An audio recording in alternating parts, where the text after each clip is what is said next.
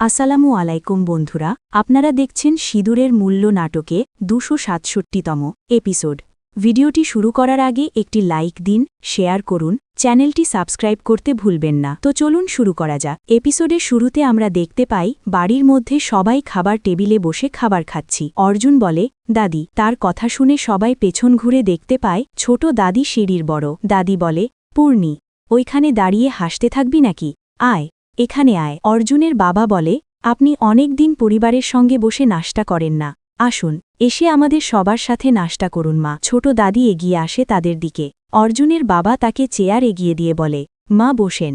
ছোট দাদি অর্জুনের বাবার গালে হাত দিয়ে বলে, তোমরা সবাই আমার পরিবার। তারপর সে হঠাৎ অর্জুনের বাবাকে ধাক্কা মেরে টেবিলের উপর ফেলে দিয়ে বলে, ন, তোমরা আমার পরিবার ন। অর্জুন বলে, দাদিমা, আপনি এরকম করে কেন বলছেন? ছোট দাদি বলে, আমি কারো দাদি নই, আমি কারো দাদি নই। এই বলে সে সমস্ত খাবার দাবার উল্টে ফেলে দিতে থাকে। তারপর সে খাবার টেবিল দিয়ে সবাইকে চেপে ধরে। সবাই তো অনেক কষ্ট পাচ্ছে। বড় দাদি বলে, কি করছিস পূর্ণি, পাগল হয়ে গেছিস? ছোট দাদি সবাইকে টেবিল দিয়ে চেপে ধরে। অর্জুনের মা বলে, কি করছো মা? ছোট দাদি বলে, যতক্ষণ না তোমাদের রক্ত আমি খেয়ে নিচ্ছি এই আত্মা শান্ত হবে না। তারপর ওদিকে মিস্ত্রি মহিলাটিকে তুলে বলে, আপনি এদিকে আসুন। মহিলাটি হাঁটতে পারে না, স্ট্যানের ওপর ভর দিয়ে সে হাঁটে। তাকে ধরে ধরে নিয়ে যায় মিস্ত্রি। বলে, এক মিনিট, আপনার খেয়াল কোন দিকে ছিল? যদি আপনার কিছু হয়ে যেত তো আপনি এতটা বেখেয়ালি কেন? মিস্ত্রি বলে, সরি, আমি চিন্তায় একটু বেশি বলে দিয়েছি। তারপর মিস্ত্রি হাত জোর করে বলে, প্লিজ আমাকে ক্ষমা করে দিবেন। মহিলাটি বলে,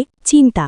আমার চিন্তা করার জন্য কেউ নেই, পরিবার সব থেকে জরুরি। কিন্তু অনেক বছর আগেই মাতারানী আমার থেকে আমার পরিবার, আমার স্মৃতিশক্তি, আমার সবকিছুকে কেড়ে নিয়েছে। এই বলে সে কান্না করতে থাকে। তারপর মিস্ত্রি বলে, কান্না করবেন না মা। তার মুখে মা ডাক শুনে মিস্ত্রির মা তো অবাক। মিস্ত্রি বলে, আন্টি, আপনি চিন্তা করবেন না, সব ঠিক হয়ে যাবে, আপনি বিশ্বাস হারাবেন না। মিস্ত্রির মা বলে, যদি বিশ্বাসী সাথ ছেড়ে দেয় তো আমার এখন আর কোনো বিশ্বাস নেই যে আমার স্মৃতিশক্তি ফিরে আসবে, আমার পরিবারকে আমি ফিরে পাব।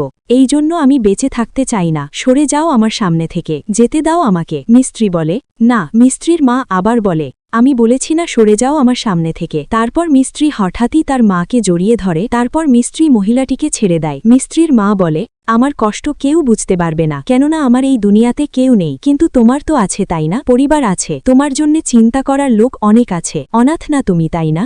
মিস্ত্রি বলে, আমিও অনাথ ছিলাম, আমিও একা থাকতে থাকতে আমার অভ্যেস হয়ে গেছিল। তারপর ওই অন্ধকার জীবনে ভালোবাসার এক টুকরো আলো দেখতে পেয়েছিলাম, আর তারপরে সবকিছু ঠিক হয়ে গেছে। আমি আমার ভালোবাসা পেয়েছি, আমার পরিবার পেয়েছি, সবকিছু পেয়ে গেছি, আপনিও পেয়ে যাবেন। মহিলাটি বলে, কখন আসবে ওই দিন?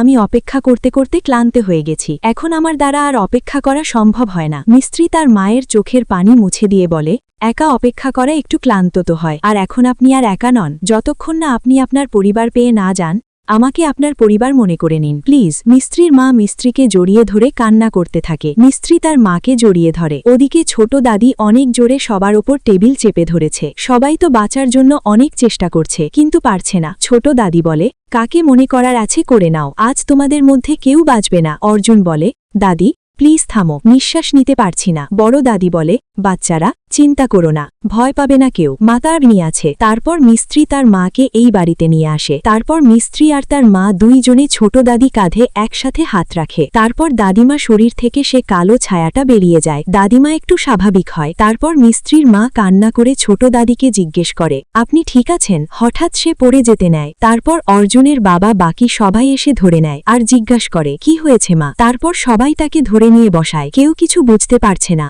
আসলে তাদের সাথে হচ্ছেটা কি। তারপর ছোট দাদি কান্না করে। অর্জুনের বাবা তাকে সামলায়। বড় দাদিও কান্না করে বলে, হে মাতারানী, আজকে তো আমার মনে হচ্ছিল আজকে আর আমরা কেউ বাঁচতে পারবো না। ফুফু, সবাইকে একটা কথা চিন্তা করে দেখো, এত বড় আর ভারী টেবিল আম্মা এই বয়সে কিভাবে জোর খাটিয়ে আমাদের ওপর চেপে ধরতে পারে? পল্লু আঙ্কেল বলে, আপনারা আমাকে শুলে চড়িয়ে দিন বা কাটেন, মারেন, যাই করেন না কেন, আমি বলছি আমার মধ্যে কোনো আত্মা ভর করেছে, এটা সত্যি। তারপর মিস্ত্রি মনে করে আগের দিন কামিনী মিস্ত্রিকে কিভাবে থ্রেট দিয়েছিল। মিস্ত্রির মা বলে, মাতারানীর আশীর্বাদের থেকে বড় সত্যি আর কারো হয় না। বড় দাদি বলে, মা তোমার কথা শুনে আমার এই বাড়ির মেয়ের কথা মনে পড়ে গেছে, বৃদ্ধিয়াও একদম এরকম কথা বলতো। ফুফু বড় দাদির উদ্দেশ্যে বলে, তাহলে আপনার কথা সূত্রে ইনি বিদ্যাদিদি হয়ে গেল?